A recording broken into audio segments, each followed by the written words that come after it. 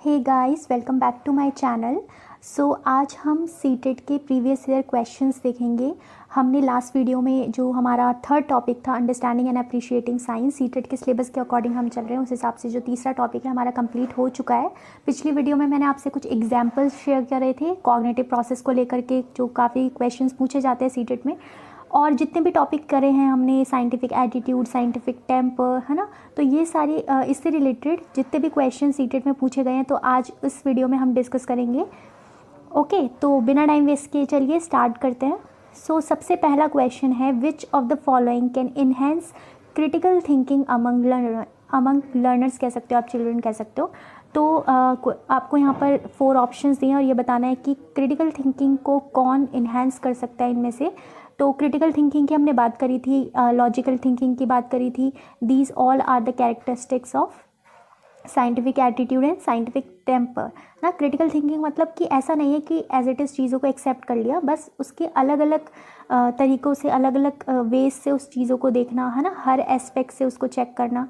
तो देखते हैं, ऑप्शन ए में बोला है asking children to read science text book, बच्चों को बोलो कि तुम जो साइंस की टेक्स्ट बुक है उसको रीड करो, या फिर इससे क्रिटिकल थिंकिंग इन्हेंस होगी। सेकंड में बोला है बच्चों को बोलो कि एक्सटेंडेड जो लर्निंग है, मटेरियल है, जो बुक के एंड में आपने देखा होगा कई बार दिया रहता है एक्सटेंडेड लर्निंग, तो उसको रीड करने से उनकी क्रिटिकल थिंकिंग डेवलप होगी। या फिर बच्चों को ये बोलो कि वो डिस्कस करें आपस में, ग्रुप्स में, है ना, ग्रुप्स में डिस्कस करें, जो भी चीज़ उन्होंने पढ़ी है उसको डिस्कस करें, उसके बाद फिर शेयर करें उसको ग्रुप्स में, या फिर डेमोन्स्ट्रेशन करके दिखाएं एक्सपेरिमेंट का टीचर के द्वारा। तो अगर आप देखेंगे option A B D, A B में सिर्फ क्या बोल रहे हैं, बच्चों को रीड करने के लिए दे रहे हैं।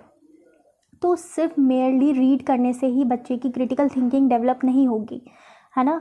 उसमें उसको किस चीज़ के बारे में बात करनी है, उसको अलग अलग व्यूज़ नहीं पता चलेंगे। जैसे कि मैंने कहा, क्रिटिकल थिंकिंग क्या होता है, हर एस्पेक्ट से चीज़ों को लेकर के देखना।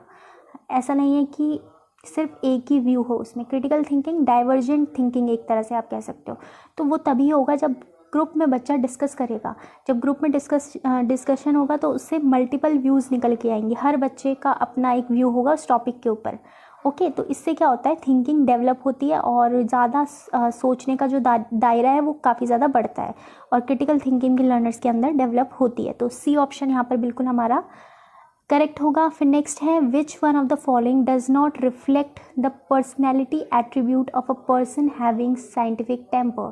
तो काफ़ी इजी क्वेश्चन है, अगर आपने वीडियो देखी है मेरी और आपको पता है कि साइंटिफिक टेम्पर की कुछ कैरेक्टरिस्टिक्स होते हैं, है ना, तो उसमें से जो ये ऑप्शन दिए हैं कौन सा नहीं है। तो पहला है सीकिंग एविडेंस, एविडेंस को के बेसिस पे चीज़ों को एक्सेप्ट करना, है ना, एक तरह से ये कह सकते हो आप।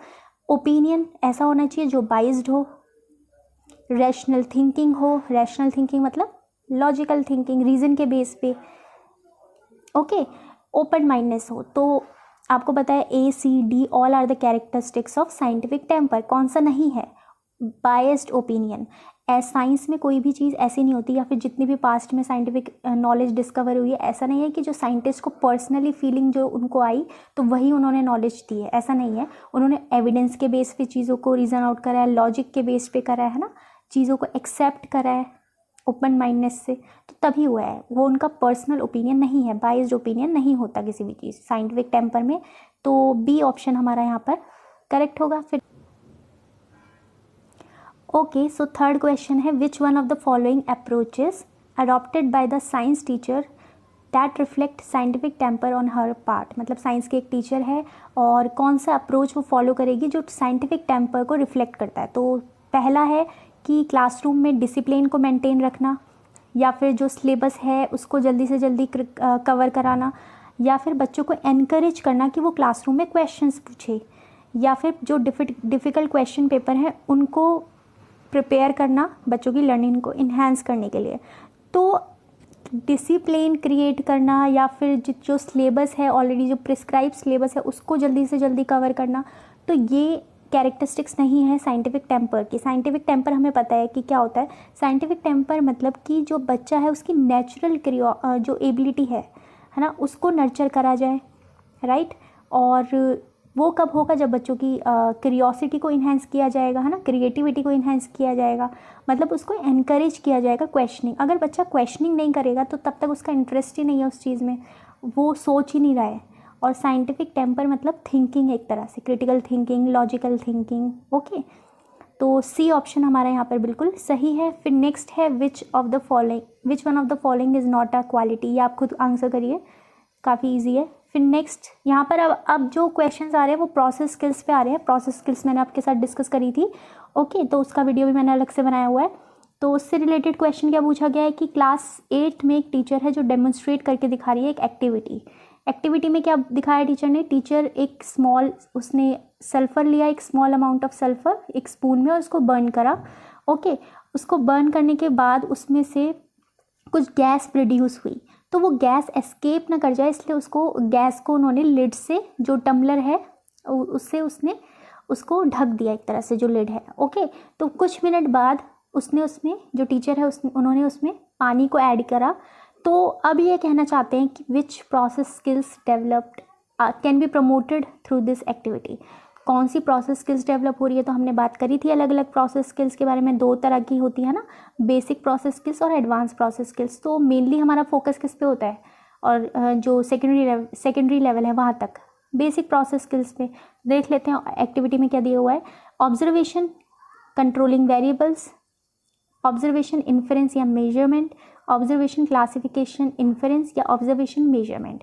अगर आप ए देखेंगे, ऑप्शन ए में आपको कंट्रोलिंग वेरिएबल्स दिखेगा, और कंट्रोलिंग वेरिएबल्स 8th क्लास में बच्चों को नहीं सिखाया जाता।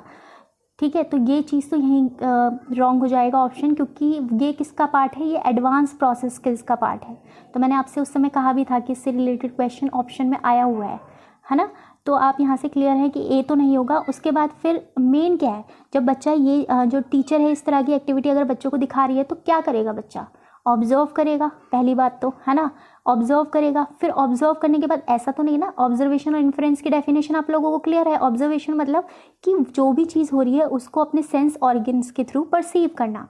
उसके बाद फिर बच्चा क्या करेगा, उसको सोचेगा उसके बारे में कि क्या हो रहा है, तो मतलब वो वहाँ से कुछ ना कुछ एक तरह से कंक्लूजन पे पहुँचेगा। ओके, ये मैंने अपनी प्रीवियस नॉलेज का यूज़ करेगा, तो क्या आ गया वहाँ पे, इन्फ्रेंस भी आ गया, है ना।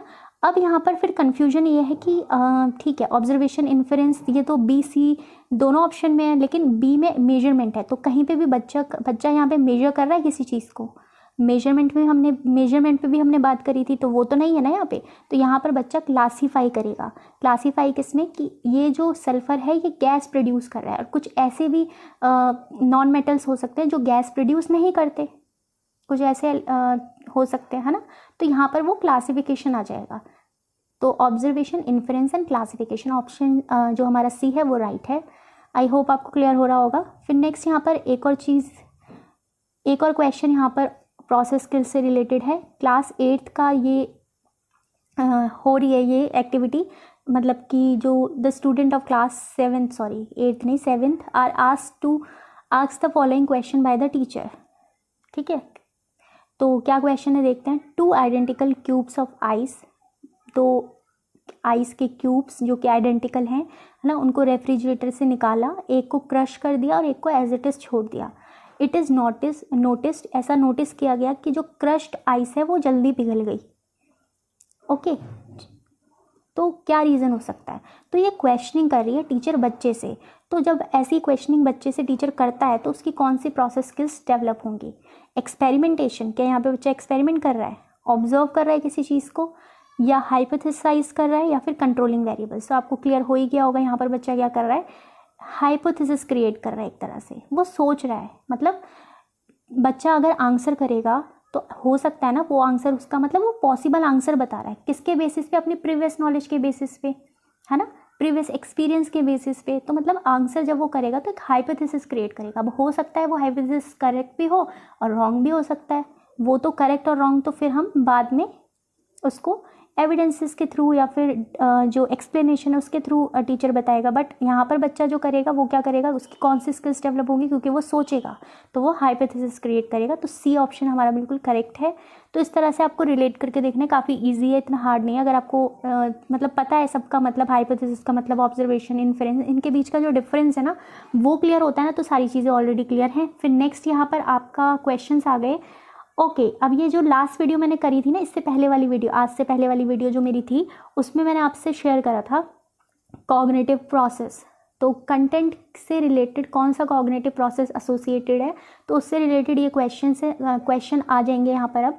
तो 7th क्वेश्चन में पूछा है, conducting a survey on the awareness of people about sources of air pollution in learners locality. मतलब एक अवेयरनेस प्रोग्राम कंडक्ट करवाया गया, एक सर्वे कंडक्ट करवाया गया एयर पॉल्यूशन को लेकर के जो लोकेलिटीज़ हैं वहाँ पर। तो which of the following cognitive process, तो कौन सा कॉग्निटिव प्रोसेस एसोसिएटेड है, जो ऊपर दिया हुआ है एक्शन वर्ब कंडक्टिंग के साथ। तो कंडक्टिंग मतलब उसको वो कंडक्ट करवा रहे हैं। अब ना कंडक्टिंग कोई भी चीज़ अगर हम कंडक्ट कर रहे हैं तो जितने भी हमारे प्रोसेस स्किल्स हैं वो सब इसके अंडर आ जाएंगे।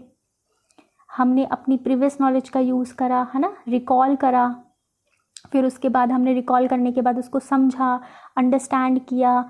ओके, फिर उसको हम इस वाले जो ये प्रोजेक्ट है एयर पॉल्यूशन का, उसमें कैसे अप्लाई कर सकते हैं, उसको अप्लाई किया। आप समझ रहे हो? तो रिकॉल किया हमने, अंडरस्टैंड किया, अप्लाई किया, फिर हमने उसके अलग अलग पार्ट्स को देखा कि क्या क्या पॉसिबल है, क्या क्या चीज़ें हमें ज़रूरत है, एनालिसिस किया, इवैल्यूएट किया, और फाइनली फिर हमने जो हमारा मेन प्रोडक्ट निकल के आया, मतलब जो हमने कैंपेन स्टार्ट किया, सर्वे किया। ओके, तो वो फाइनली फिर हमने कंडक्ट किया। तो ये किस में आ जाएगा, हमारा क्रिएटिंग में। तो सारे जो कॉग्निटिव प्रोसेस हैं वो इसमें इन्वॉल्व हैं, लेकिन जो पर्टिकुलर यहाँ पर वर्ड पूछा गया है ना कंडक्टिंग, तो कंडक्टिंग ये जो है ये किससे रिलेटेड है, हमारा क्रिएटिंग से। ये क्रिएटिंग वाला पार्ट आ गया, जिसको अगर हम सीक्वेंस में लें, जैसे ब्लूम टेक्सोनॉमी में ये चीज़ें हाईआर्किकल ऑर्डर में बताई गई हैं। तो क्रिएटिंग आप कह सकते हो कि एक हाई ऑर्डर कॉग्निटिव प्रोसेस है। तो क्रिएटिंग, ये ऑप्शन बिल्कुल करेक्ट है। आई होप आपको समझ में आ रहा होगा। अगर आपने प्रीवियस वीडियो देखी है ना तो आपको इतना डिफिकल्ट नहीं हो रहा होगा समझने में। फिर नेक्स्ट है यहाँ पर, describe the relationship between, describing the relationship between, relationship को डिस्क्राइब करना। Distance travel by a ball that is rolled on a incline plane. एक इंक्लाइन प्लेन है, आपने 9th क्लास की बुक में देखा होगा इस तरह से, है ना, मोशन वाले चैप्टर में एक इंक्लाइन प्लेन है। Okay, and the angle of the plane, तो जो एंगल ऑफ प्लेन है और जो डिस्टेंस ट्रेवल किया है बॉल ने, ओके, तो उसके इन दोनों के बीच का एक ग्राफ बनाया, रिलेशनशिप शो करा है ग्राफ के थ्रू। तो ये किसका एग्जाम्पल है, तो ये हमने बात करी थी, ये प्रोसेस स्किल है। और ये किस तरह का प्रोसेस स्किल है, जिसमें हम अपने आप को, जो भी हमारे आइडियाज़ हैं या फिर जो भी चीज़ हमने समझी है उसको हम कम्युनिकेट करते हैं, शेयर करते हैं दूसरों के साथ, है ना। चाहे वो हम मॉडल्स के थ्रू करें, चाहे वो हम डायग्राम के थ्रू करें, चाहे वो हम ग्राफ के थ्रू करें। ओके, तो ये हमारा किसका पार्ट है, कम्युनिकेटिंग। तो ऑप्शन डी बिल्कुल करेक्ट है।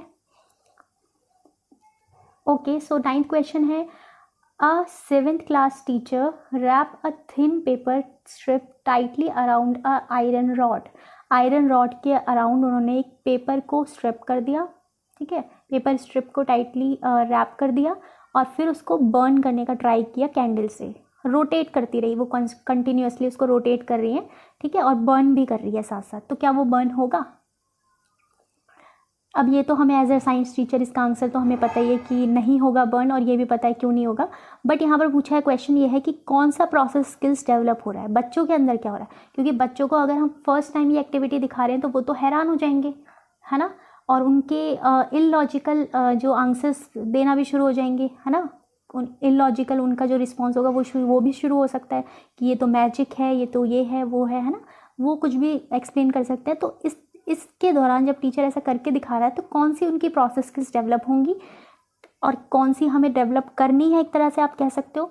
तो ऑब्जर्वेशन तो ऑफकोर्स, है ना, एक तो ऑब्जर्वेशन हो जाएगा, फिर वहाँ पर बच्चा ना रीज़न आउट करने की कोशिश भी करेगा कि ये इस वजह से हो रहा है। टीचर क्योंकि क्वेश्चन तो करेगी ना बच्चों से कि बच्चों बताओ, ताकि अलग अलग व्यूज़ पता चले, मिसकंसेप्शन पता चले, वो क्लियर करेगी। तो यहाँ पर ऑब्जर्वेशन होगा, हाइपोथेसिस क्रिएट होगा और क्लासिफिकेशन, मतलब बच्चा क्लासीफाई कर लेगा कि हाँ ये आयरन रॉड है और इसके अराउंड हमने थिन पेपर रैप किया है तो ये बर्न नहीं हो रहा। अगर यही मैं जो लकड़ी है ना, अगर मैं वुड के साथ ऐसा करती तो बर्न हो जाता। तो हाइपोथेसिस वो क्रिएट करते हैं और क्लासिफिकेशन। अब यहाँ पर ऑप्शन सी में आपको कन्फ्यूजन हो सकती है कि क्वेश्चनिंग क्यों नहीं होगा, क्योंकि क्वेश्चनिंग एक प्रोसेस स्किल्स में नहीं आता। ओके, वो टीचर कर रही है और फिर उस हिसाब से उनकी ये चीज़ें डेवलप हो रही है। तो ए ऑप्शन हमारा यहाँ पर करेक्ट है। ओके, सो नेक्स्ट यहाँ पर है open a water tap. Water tap को ओपन किया, उसका फ्लो जो है उसको इस तरह से एडजस्ट किया कि वो जो पानी उसमें से फ्लो हो वो थिन स्ट्रीम में फ्लो हो। ओके, और एक रिफिल को हमने रिचार्ज करा और उसको फिर वाटर स्ट्रीम के पास लेकर के आए। ये भी एक एक्टिविटी है चार्जिंग वाली, जो चैप्टर है ना साइंस में, तो उससे रिलेटेड स्टैटिक चार्ज और ये इस तरह का चार्ज, तो वो उससे रिलेटेड है ना, रबिंग के थ्रू चार्ज को डेवलप करना। तो यहाँ पर एक एक्टिविटी करके दिखा रही है teacher, observe what happens and right a short report on the activity. बच्चों को बोला कि ऑब्जर्व करो और एक इस जो एक्टिविटी पे एक रिपोर्ट लिखनी है आपको। तो क्या बच्चों के अंदर किस तरह की स्किल डेवलप करना चाहती है टीचर इसके थ्रू, तो आपको समझ में आ ही गया होगा कि पहला तो ऑब्जर्वेशन है, बच्चा क्योंकि ऑब्जर्व कर रहा है ना। फिर और क्या कर रहा है, ऑब्जर्वेशन, फिर आपको दूसरी चीज़, क्योंकि लिखने के लिए बोला है, रिपोर्ट तैयार करने के लिए बोला है, तो बच्चा खुद को एक्सप्रेस करेगा और जो एक्सप्रेस करेगा वो दूसरों के साथ वो शेयर भी करनी होगी उसको, तो कम्युनिकेशन भी आ गया। ओके, तो ऑप्शन बी हमारा बिल्कुल सही है, एक्सपेरिमेंटेशन, ऑब्जर्वेशन एंड कम्युनिकेशन। फिर नेक्स्ट है यहाँ पर a teacher begins the class by demonstrating. Teacher ने क्लास को शुरू किया डेमोन्स्ट्रेशन के थ्रू, केमिकल टेस्ट करके दिखाया कि जो सैंपल ऑफ फूड है उसमें स्टार्च प्रेजेंट है या नहीं है।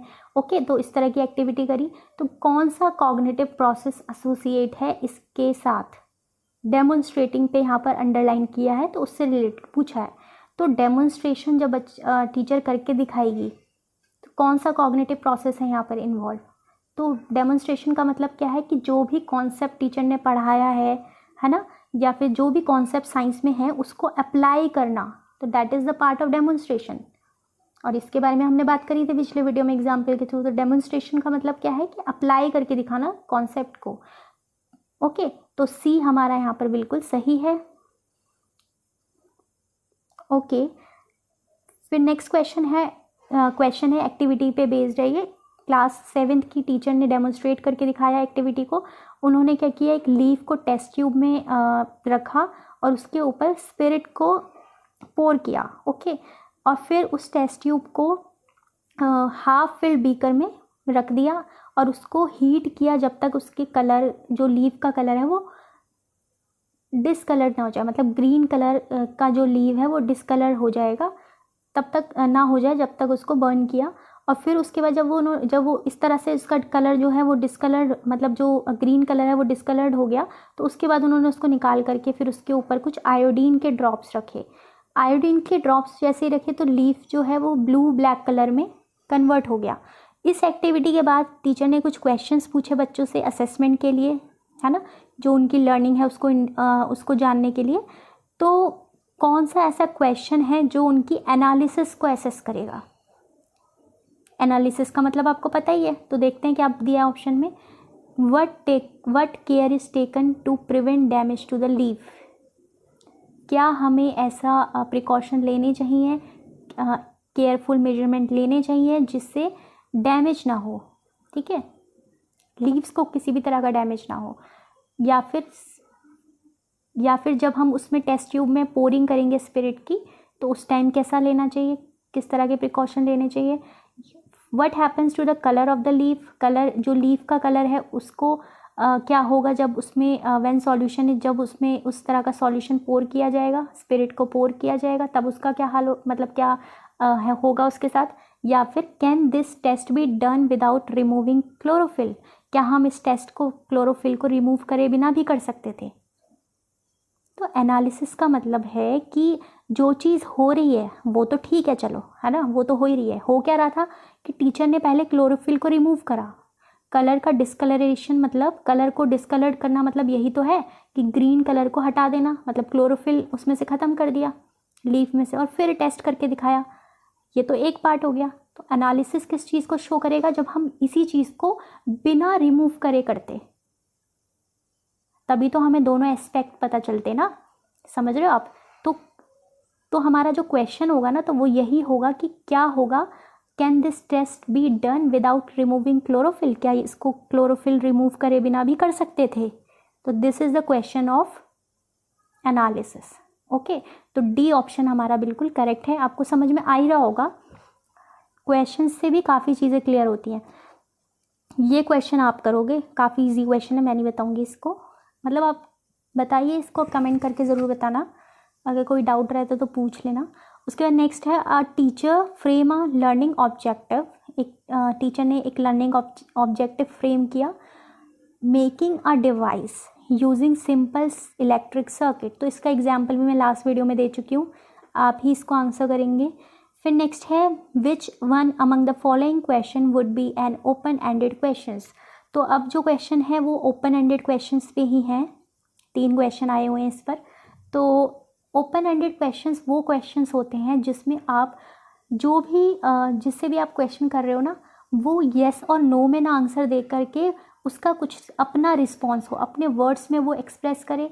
ऐसे क्वेश्चन जो बच्चे को डाइवर्जेंट थिंकिंग पे मजबूर करे, क्रिटिकल थिंकिंग डेवलप हो उसके अंदर, लॉजिकल थिंकिंग हो, है ना। तो ऐसा नहीं होना चाहिए कि कोई स्टैटिक आंसर है, जैसे मैंने ये पूछ लिया define photosynthesis, this is static question, this is not open ended question. ठीक है, तो इसमें बच्चा जो चीज़ उसने मतलब मेमोराइज है उसने वही चीज़ एक्सप्रेस करी, जबकि ओपन एंडेड क्वेश्चन में ऐसा नहीं होता। ओपन एंडेड क्वेश्चन में आप बच्चों का एनालिसिस चेक करते हो, है ना, कितना चीज़ें उसने अच्छे से एनालाइज करी हैं। ओके, वो कितनी चीज़ें उसने खुद अंडरस्टैंड करी है वो आप चेक करते हो। ओके, तो देखते हैं इसमें क्या दिया हुआ है ऑप्शन में। तो पहला पूछा है why we always see the same side of the moon. Suppose moon emits lights of its own. मान लो कि जो मून है वो अपनी लाइट इमिट करता, जबकि ऐसा नहीं होता, हमें पता है ये चीज़, लेकिन बच्चों से पूछा कि मान लो ऐसा होता है तो क्या उसके फेजेस फिर भी स्टिल होते, जितने भी वो फेज शो करता है, हमें पता है मून के अलग अलग फेजेस होते हैं, तो क्या वो फिर भी जो फेज हैं उसके वो उसको मतलब शो होते। ओके, तो ये चीज़ है।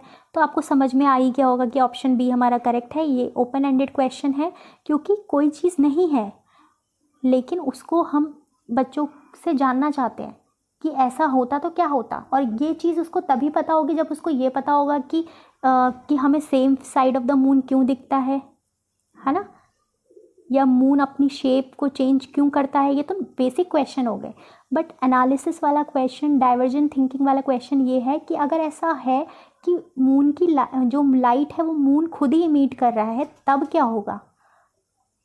तो ये क्वेश्चन किसका आ जाता है फिर, थिंकिंग का आ जाता है, डाइवर्जेंट थिंकिंग का आ जाता है, जिसमें बच्चा खुद अपनी समझ को यूज़ करेगा, अपनी अंडरस्टैंडिंग को यूज़ करेगा, अपनी प्रीवियस नॉलेज को यूज़ करेगा। ओके, रीज़न के बेसिस पे, लॉजिक के बेसिस पे। तो ये ओपन एंडेड क्वेश्चन में आ जाता है, तो ऑप्शन बी बिल्कुल करेक्ट है। बाकी आप 16 17 समझ ही गए हैं, तो खुद से आंसर करेंगे तो ज़्यादा आपको क्लैरिटी होगी। मैं डायरेक्ट आंसर बता दूंगी तो फिर उतना नहीं होता है, कई बार खुद से आंसर करने में ज़्यादा क्लैरिटी होती है। सो ये सारे क्वेश्चन आपके साथ शेयर करें मैंने आज। आई होप आपको सारे क्वेश्चन क्लियर हो गए होंगे। ओके गाइस, सो आज की वीडियो में बस इतना ही। और जो क्वेश्चन अगर आपको लगता है इस क्वेश्चन में आपको डाउट है तो आप कमेंट करके पूछ सकते हैं, और जो क्वेश्चन मैंने आपके साथ शेयर नहीं करे, मतलब जिनका आंसर मैंने आपको नहीं बताया, तो आप उसको कमेंट करके आंसर देने की ज़रूर कोशिश करें। और सिर्फ आंसर नहीं, आप रीज़न आउट भी करेंगे ना चीज़ों को, तो आपको याद भी रहेगा और आपको पता भी चलेगा कि आप मतलब आपको इस कॉन्सेप्ट को लेकर आपकी क्लैरिटी क्या है। ओके, तो वो आप रीज़न आउट करना किसी भी चीज़ को ज़्यादा इम्पॉर्टेंट है। और बस आज की वीडियो में बस इतना ही। और मुझे ये कहना था कि अगली जो वीडियो होगी ना उसमें हम अपना 4th टॉपिक स्टार्ट कर देंगे, जो सीटेट के सिलेबस के अकॉर्डिंग है हमारा अप्रोचेस वाला, तो वो हम स्टार्ट करेंगे। तो अगर आपको ये वीडियो पसंद आए, इस वीडियो को लाइक करें, शेयर करें और सब्सक्राइब करें इस चैनल को, ताकि जो भी अपकमिंग वीडियोज़ हैं उसका रेगुलर अपडेट्स आपको मिलता रहे। तो मिलते हैं नेक्स्ट वीडियो में। Till then bye bye.